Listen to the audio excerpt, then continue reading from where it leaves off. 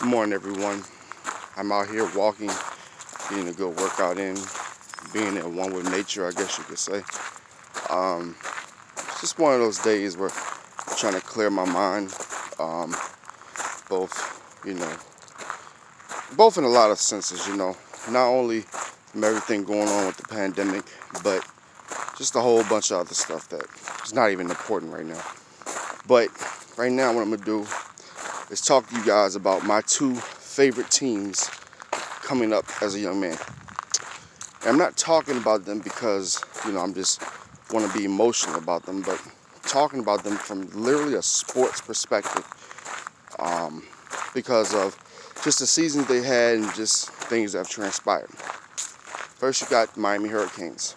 Yesterday losing, I believe it was like 62-24 against North Carolina.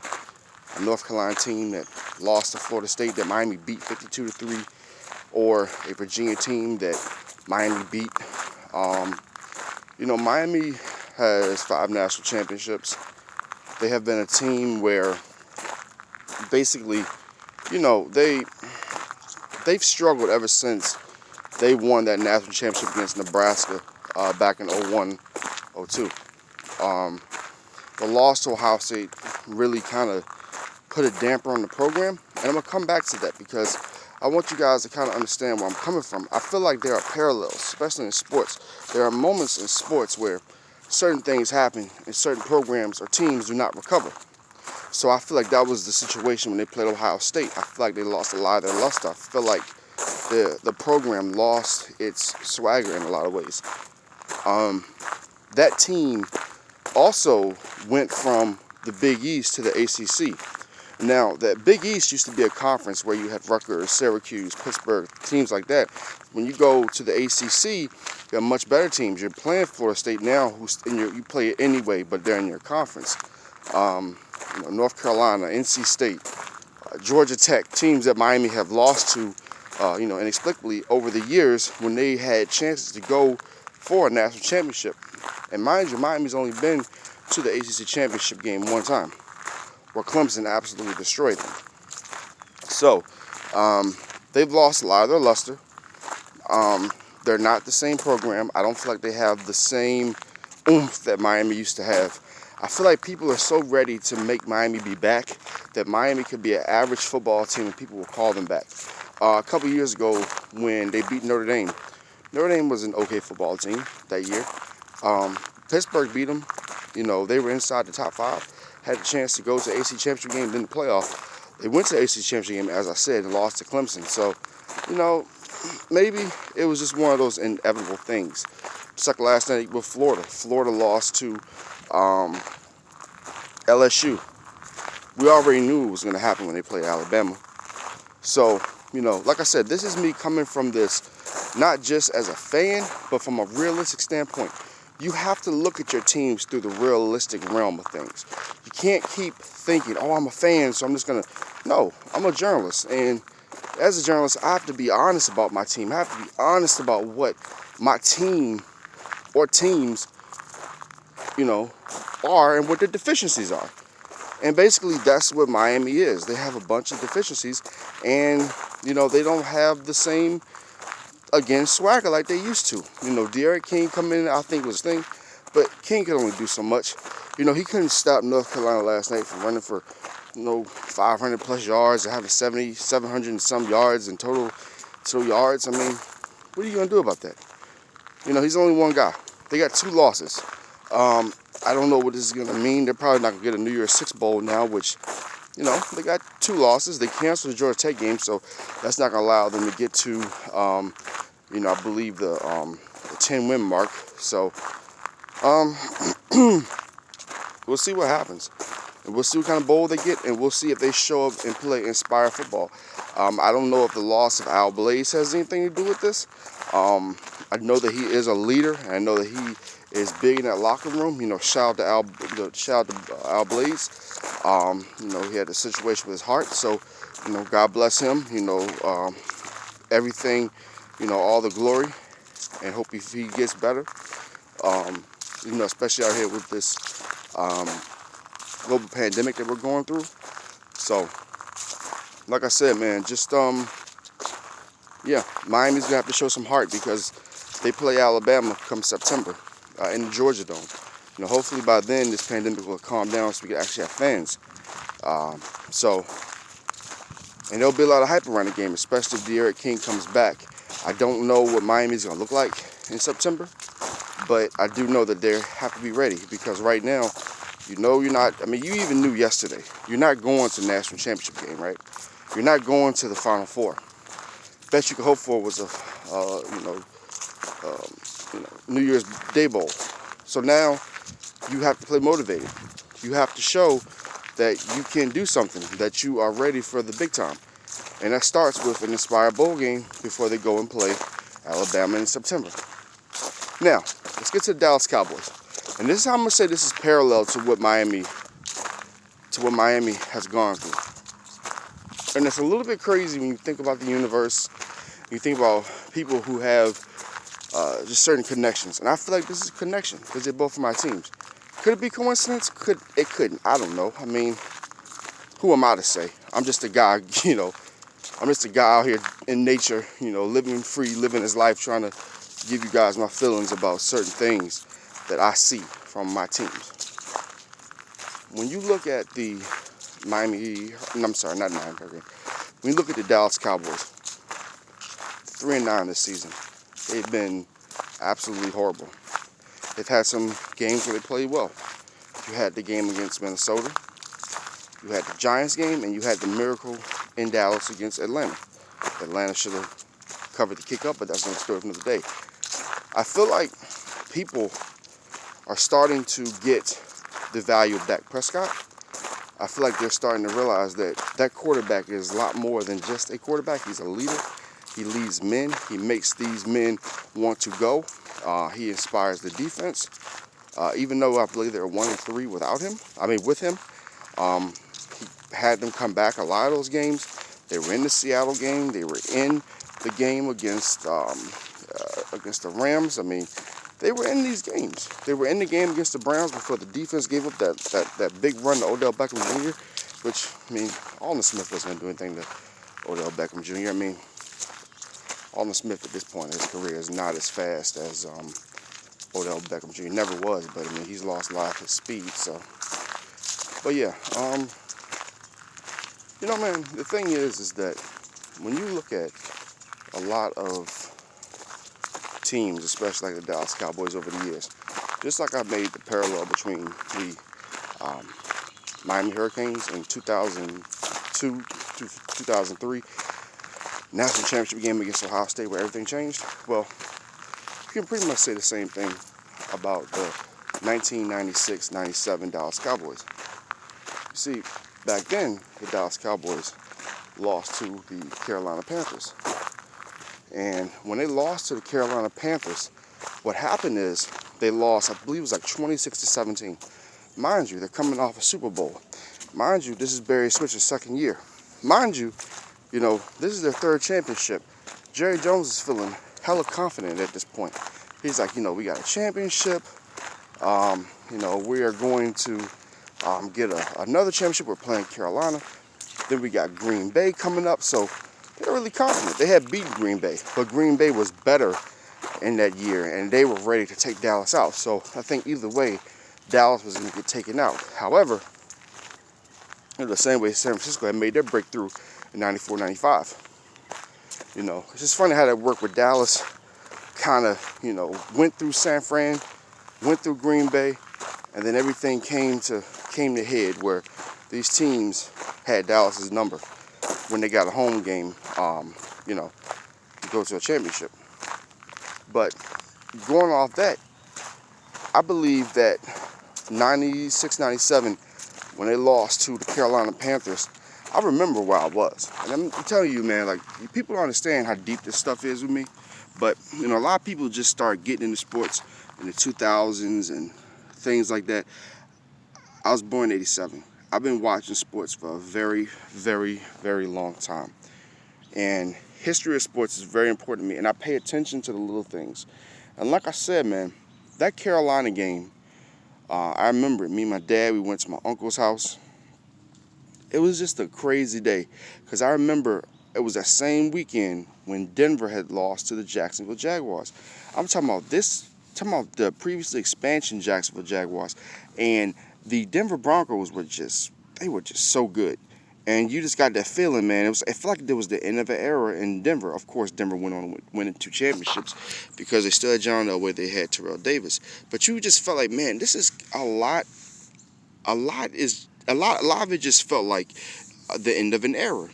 So when I'm watching the game against Carolina, you have the injuries to Michael Irvin, you have the injury to Deion Sanders, and it's just like, man, something ain't right now. Something is just not right. And quite frankly, I knew something wasn't right because the whole day just felt weird.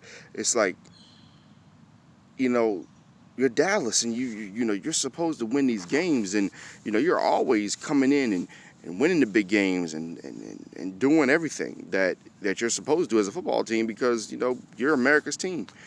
Well, the previous week they had blown out Minnesota, and they had almost barely won the NFC East that year because Washington started out like 7-1 or 7-8-1, 8-2, something like that. Washington started out hot, and they just freaking collapsed. And Dallas ended up winning the division, got a home playoff game, destroyed Minnesota. But Carolina, man, I remember just like the little things. I remember when they started the game, Carolina was releasing balloons. I mean, people were going crazy. The stadium was rocking, and you just got that feeling. I remember when 2 minutes to go in the game, my dad was like, "Hey, let's go. Let's get out of here." And I'm just like, we still got 2 minutes to go. We still got 2 minutes. And mind you, this is a 9-point game at this point. Sorry about the plane, but I am out here in nature. But it's like 2 minutes to go, man. And it's like back in those days, going over to your uncle's house or your relative's house, man, you just wanted to stay there forever because it was like such a fun time. It was a mixture of sports and fun. Sports back then meant so much more than what it did today. And like I said, that's the other parallel I want to give you guys, but in a few minutes. But yeah, Dallas lost that game, and the dynasty was over. They have not won a championship since. They haven't won a championship in nearly, 25, almost 26 years, something like that. No, yeah, 25 years. So the last championship was in 95, 96. So, yeah, man, there was just a different way of looking at sports back then. Like I said, there was more of a gathering. I feel like people loved it more. It wasn't about all this fantasy football crap. It wasn't about all this, extra stuff. You had, I feel like, more professional commentators. You had more professionals doing the games. Me, I'm a professional journalist, and I try to imitate what those guys did. I try to imitate, with the John Maddens, the old school Al Michaels, guys like that, getting outside the sports realm with the Howard Cosell's, people like that. I'm just a fan of old school journalism. I'm a fan of how it was when, Chris Berman and Chris Berman and guys would come on and do the NFL primetime and NFL Sunday Countdown. Tom Jackson. I mean, to me that was just greatness. When those guys talked football and just made football so much better than what it is now. Now it just feels like football in general is just a way to crowd on people. A guy makes a mistake, or he sucks, he's not this, he's not that, etc.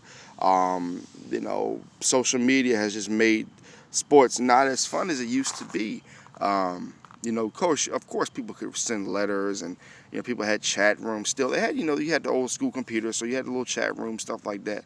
But I just feel like there was more of a healthy respect for the game. I feel like that the game just had more prestige. And the reason I say that and go on to my teams because, last time Miami won a national championship was nearly 20 years ago. It's been 25 years for Miami. 25 years for Dallas. The way I watch a game now is not the same when I was a kid. And of course, you grow up, you got things to do. But I've realized that, sports, as important as it is, we need to make sports fun again. And this is my whole point about today's post is my goal is not only to be a better journalist, but to also help make sports fun again. I want to make sports the old school way where, it was just like it was fun to call, it was fun to do the games. I just don't see that now. I feel like it's a more of a clout chasing type thing. And to me, you know, when I see commentators or I see guys on the radio talking about their fantasy team or this or that, I mean, for me, I can't get down with that. For me, I look at it as a journalist needs to be a journalist, needs to be professional, and I just don't see a lot of professionalism out here. Now, you do have a lot of good people out here who are professional. I'm not going to say everybody's not professional, but you do have a lot of professionals out here, but you have a lot of non-professionals. I feel like that there used to be a emphasis on going to college and getting your education and learning the true ins and out of journalism. Now, don't get me wrong. Like I said, once again, it's not to offend anybody, but yes, you do need training. But I feel like there are some people out there who have become YouTubers, have become Facebookers, etc., who actually do a very good job without college training. And there are some people who have training and they've been trained, but I just feel that, for those of us who have gone to school and have done the right thing, that we deserve better. A guy like me, I deserve better. I deserve to have been, I feel like by now I deserve to have gone on and, worked at a bigger station or worked at somewhere where, the salary's bigger. However, I'm not complaining. What I'm just saying is that when you work hard, I feel like you should be rewarded. For right now, just to let you guys know, I am a journalist for the NKCC News, and I am a columnist / photographer / whatever else you want to call it for the Legacy Maker Sports Network. And I'm trying to build those brands. Plus, of course, right here, Rob Johnson Media, sports, film, television, politics, everything you can think of. I'm trying to build that brand as well. Been busy because, as I said, as an adult, you're busy. Life is busy. But you have to find time for your passion as well. But you have to make sure that you can support your passion. A passion is nothing without income. Without income, you're nothing. People can say that you can live life without money. Money's not important. That's very nice until you have to buy some food for your family, or that's very nice until you need some health care. So please miss me with all that stuff. All those cliches. I really don't want to hear them. So, like I said, man, the purpose of this video was just to me get my air some things out about my teams. My two football teams, the parallels between them, and just the overall, my feelings on the history of football and just what I think football can get back to, and just the journalism field as a whole. That's what I want to address today. Make sure you guys check out GS&E. That is my funny channel where I do a bunch of funny stuff. I have a bunch of stuff coming up in the new year. I'm working on it now. I have to get everything settled. Rob Johnson Media. That is my company. I'm doing a bunch of sports. I'm writing scripts as we speak. Well, not as we speak, because I'm talking to you guys, but you get what I'm saying. I'm writing scripts. I'm going to try to make Rob Johnson Media a big thing into the future. Because, of course, as you know, a lot of these big companies don't really start until you're in your late 30s, 40s, even 50s. I mean, you want to leave a dynasty or leave a legacy, so that's what I'm trying to do. So, for everyone out there, thanks for watching. The video was a little long today, but yeah, continue to check me out. And remember, I do have a podcast coming that is going to be on Legacy Maker Sports Network. That name should be out by the 22nd. I will announce the name of my new podcast by my birthday on December 22nd. So look out for that. The new podcast will start at the beginning of the year. I don't know how many days I'm going to do it. I'm going to probably shoot for 2 days a week, most likely Wednesday and Friday and Saturday will probably be the days where I'll do the podcast. So probably a 3-day podcast, 3 days a week for the podcast, and I'll probably do a little small No BS Sports Zone podcast as well, just from my channel, but we'll see what happens. But anyway, like I said, I hope everybody enjoyed the video, and I'll catch you guys later.